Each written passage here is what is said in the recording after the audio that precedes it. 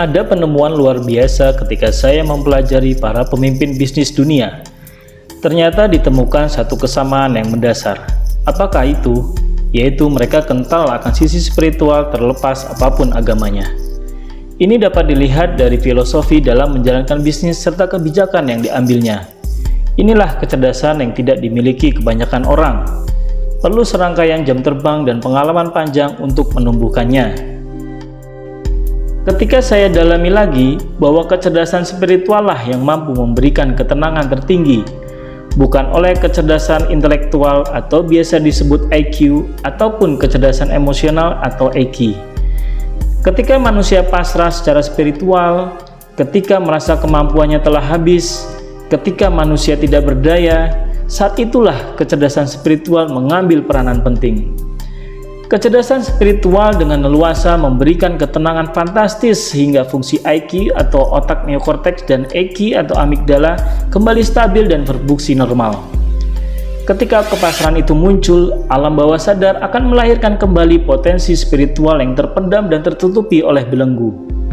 Pada saat itulah diri memasuki frekuensi spiritual, yaitu frekuensi pikiran bawah sadar di mana memutuskan berdasar kata hati sesuai fitrahnya manusia.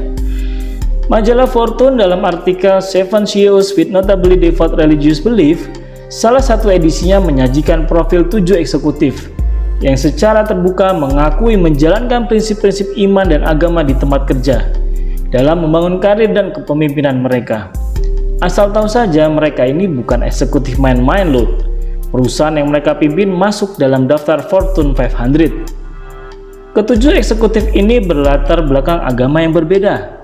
Namun mereka memiliki pengalaman yang mirip, yaitu dalam bekerja mereka diinspirasi oleh spiritualitas, baik di dalam maupun di luar ruang kerjanya.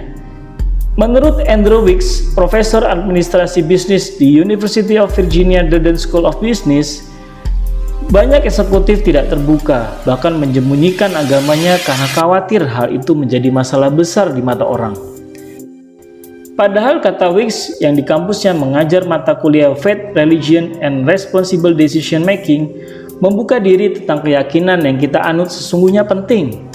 Iman dan keyakinan, tutur dia, merupakan aspek yang sangat kuat bagi seorang CEO mendefinisikan dirinya. Demikianlah gambaran barat bahwa sisi spiritual sangat mempengaruhi para pemimpin perusahaan dunia.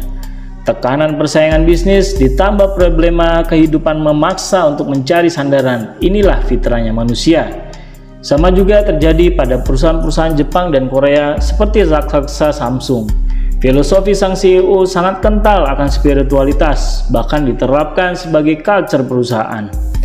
Ini memberikan bukti bahwa kecerdasan intelektual dan kecerdasan emosional bukanlah yang utama. Dengan kecerdasan spiritual yang mumpuni akan membawa diri dalam tingkatan yang lebih dahsyat lagi.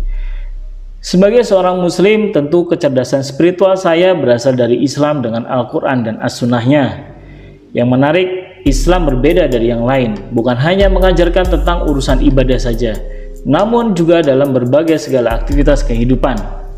Mudahnya, Islam mengajarkan pada 3 pilar. Pertama, hablum minallah, atau hubungan manusia dengan Allah, yaitu seputar akidah dan ibadah. Kedua, hablum minafsi, atau hubungan manusia dengan dirinya sendiri, yaitu seputar makanan, minuman, pakaian, dan akhlak.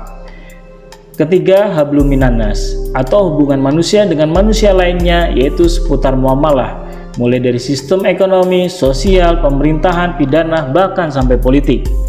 Islam menjadi the way of life, panduan kehidupan di setiap segala aktivitas. Oke, dari penjelasan di atas, maka mulai sekarang optimalkanlah ketiga kecerdasan tersebut, baik cerdas secara intelektual, cerdas emosional, dan yang utama cerdas spiritualnya. Allah Subhanahu wa Ta'ala memberikan anugerah, tentu kesemuanya memiliki fungsi yang saling berperan. Pembahasan hal ini saya tulis dalam buku 400 halaman berjudul Jurus Jitu Membangun Bisnis Berkah Omset Miliaran. Silahkan dibaca.